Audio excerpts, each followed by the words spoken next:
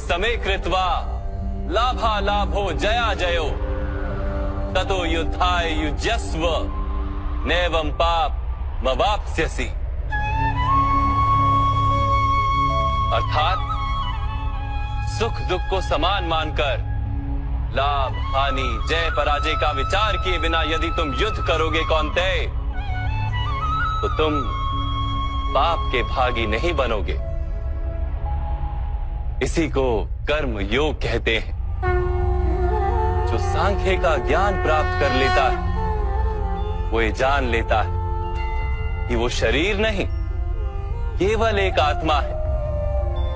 शरीर के भोग और अनुभव तो केवल मृत्यु तक है, अर्थात वास्तविक नहीं, केवल माया है। उसके लिए कर्मयोगी बनना सरल हो जाता है। परंतु माधव, यदि कार्य से बंधन निश्चित है तो क्या संसार का त्याग करके संन्यास लेना उचित नहीं?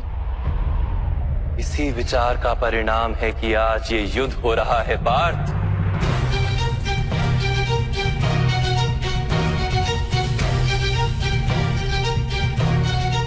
विचार करो, जब सत्व गुण से भरे धर्म को जानने वाले लोग कर्मों का त्याग करते हैं,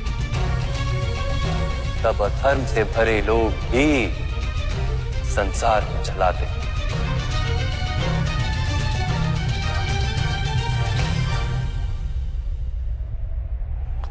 यदि महामहिम ने संसार का त्याग ना किया होता तो आज अधर्म इतना बढ़ता ही नहीं।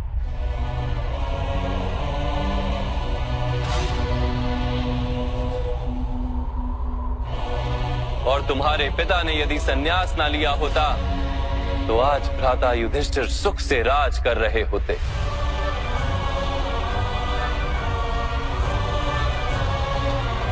और अपनी प्रजा को न्याय और धर्म का ज्ञान दे रहे होते। किंतु दुखदायक बात तो यह है पार्थ कि सत्व गुण से भरे मनुष्य ही संसार को लाभ दे सकते हैं, किंतु वो ही संन्यास का विचार करते हैं।